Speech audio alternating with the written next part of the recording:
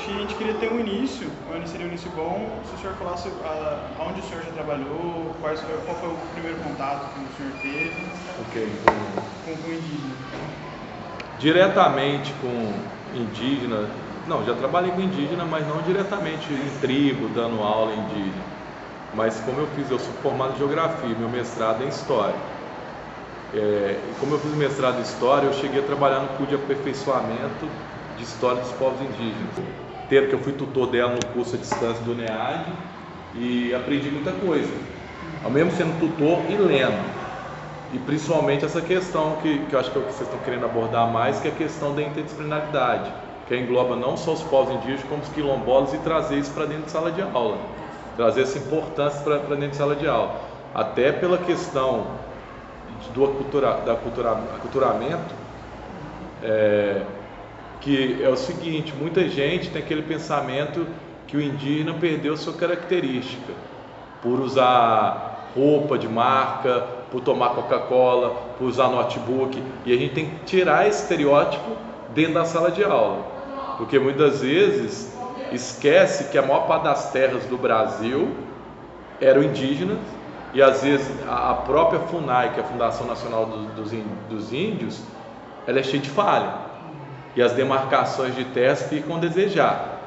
Deveria demarcar muito mais terras e a população não tem essa noção. Então, quando o indígena consegue sua demarcação de terra e consegue inserir no mercado de trabalho, consegue inserir dentro da universidade através de cotas, ele tem que inserir, ele tem que lutar pelo direito dele, até pela questão da identidade cultural do Brasil. Só que muitas vezes, quando você vai passar isso para os alunos, eles não têm essa noção, eles têm muita resistência contra isso, porque eles só veem o indígena o dia do índio, aí bota uma cambada de gente pelada fazendo, e não é isso, entendeu? E não é isso. Eu acho que o primeiro contato eu tive, e aí nesse curso eu aprendi muita coisa, que às vezes era até pensamento que era condicionado pelo senso comum, e eu ter essa oportunidade de aprender com ele e levar isso para dentro da sala de aula. Só que muitas vezes é difícil isso dentro da sala de aula, porque os alunos também têm essa resistência. A primeira coisa que o aluno pensa: o indígena é vagabundo, o indígena está com carrão, o indígena cobra pedágio. Só que eles não analisam a questão estrutural, a questão da apropriação do território. Qual que é o grupo social que apropria daquele território? Qual que é o interesse de apropriar aquele território? Se for lá no Mato Grosso, lá no norte, até nordeste do Brasil, no sul da Bahia, que é a predominância dos pataxós, se chegar no sul da Bahia, a maior parte da população do sul da Bahia, Porto Seguro, Coroa Vermelha, Caraíva, aquela parte toda ali da Bahia, a maior parte ali tem descendência de pataxó, e o próprio descendente de pataxó, da etnia pataxó, os caras têm preconceito contra os indígenas, porque eu vivenciei esse momento. Eu fui na demarcação de terra do pataxó lá em Coroa Vermelha, e aí eu peguei um táxi em Porto Seguro para ir para a demarcação de terra, e você via claro no motorista de taxista que ele tinha fisionomia, todos nós somos descendentes, mas ele tinha mais fisionomia de ter uma descendência indígena, e ele metendo um pau no indígena. Eu falei: esses caras são vagabundos, esses caras não querem trabalhar. Olha lá, eles demarcaram a terra para ficar lá à toa. Agora você vai lá, você vai pagar R$40 para conhecer a demarcação de terra.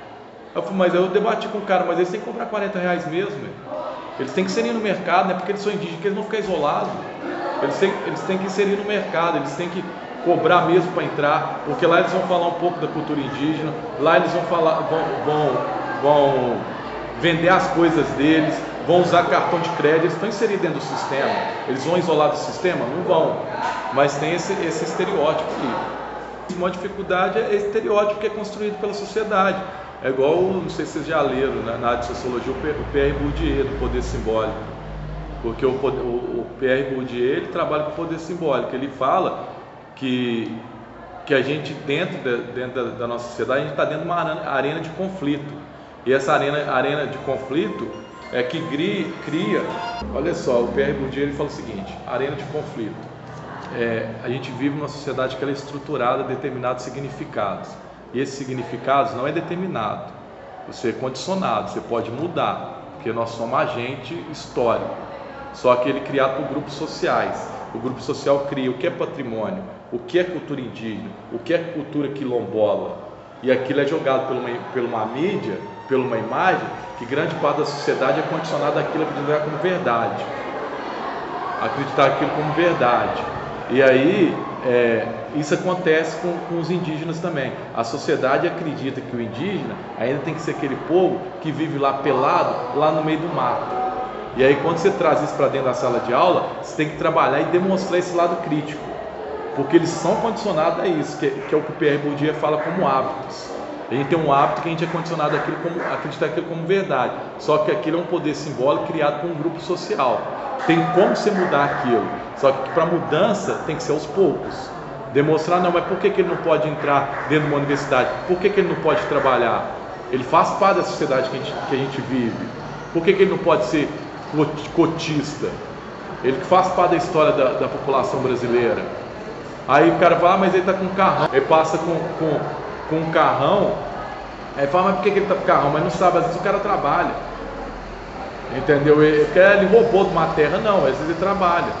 Lá no sul da Bahia tem o Edson Caiapó, que ele é indígena da aldeia Caiapó do Amapá, e ele fez mestrado e doutorado, e hoje ele é professor do Instituto Federal do Sul da Bahia. Ele dá aula dentro do Instituto Federal do Sul da Bahia. E aí o povo vai ver ele assim, o cara tem isso, tem aquilo, mas ele conquistou o espaço dele. Ele fez uma graduação, e é até legal a fala dele, que ele fala assim, quando ele estudou no FMG, ele fez história no FMG, a última coisa que o povo chamava ele era de indígena, de uma etnia indígena, chamava de peruano, boliviano. Aí você vê o indígena como um estrangeiro, até por causa da fisionomia dele, cabeludo, olho puxado, não via como representante da nação brasileira, mas sim como um estrangeiro. E o curso todo que ele fez de graduação não teve uma disciplina, eu conversando com ele, uma disciplina de história dos povos indígenas, porque é uma coisa recente e que deve ser trabalhado hoje, que hoje está na Constituição. A gente tem que trabalhar, principalmente na área de ciências humanas, geografia, história, sociologia, na literatura e na arte. Seria isso. A questão, por exemplo, do livro didático, como que é tratado no livro? Tipo, conta a história de povos indígenas, ou é tipo assim, existe e pronto? O livro didático ainda está deixando a desejar, que ainda continua aquela historinha dos povos indígenas, o processo da colonização, e fica aquela questão do aculturamento mesmo, que falam, do aculturamento, como se fosse o estereótipo da visão do indígena e daquele cara aquela pessoa isolada. E é isso que tem que desconstruir dentro dos livros didáticos. Mostrar, não é aculturamento, pode ter em parte sim, mas ainda preserva, porque eles ainda têm os seus rituais. Cada etnia tem um ritual diferente, tem uma crença diferente, e ainda é preservado dentro da etnia indígena. Só que quando eles saem dali de uma demarcação de terra e vai para o que eles chamam de uma civilização, eles não vão ficar andando do jeito que eles andam dentro de uma aldeia. Ele tem o direito de botar uma calça jeans, de botar uma camisa, de entrar dentro do banco, de ter uma conta no banco, de fazer uma faculdade. É uma forma de inserção. Até a tecnologia é uma forma deles se defenderem. Eu, por exemplo, como professor de geografia, a evolução tecnológica é importantíssimo para os indígenas. Eles não podem se isolar. Até uma forma de ter um geoprocessamento, de mapear, de defender sua terra, de defender sua identidade cultural. E essas coisas que tinham que vir dentro do livro didático. Só que a gente, como professor, que tenta trabalhar. Só que o que me deixa triste é que ainda tem muita resistência, que às vezes não dá para trabalhar, que quando você começa a trabalhar isso, não, mas eu não concordo, aí meio que destabiliza a aula. E se você tentar continuar no debate, os alunos são imaturos para isso. Aí você tem que voltar para o conteúdo. E muitas vezes aluno também, como já aconteceu uma situação minha quando eu trabalhava em uma escola particular aí, que quando eu fui falar de povos indígenas, mas o que isso tem a ver com a matéria? Tem tudo a ver com a matéria. Você tentou trabalhar essa matéria em qual ano? Trabalhando nono e ensino médio. Só que é por causa do hábito, que eles são muito condicionados a isso. Até porque não é divulgado, que tem gente que tem que trabalhar isso dentro da sala de aula. Eu te garanto, se você perguntar grande parte dos professores aí, muitos professores não sabem que hoje está dentro dos parâmetros curriculares nacionais trabalhar a questão indígena e afro dentro da sala de aula.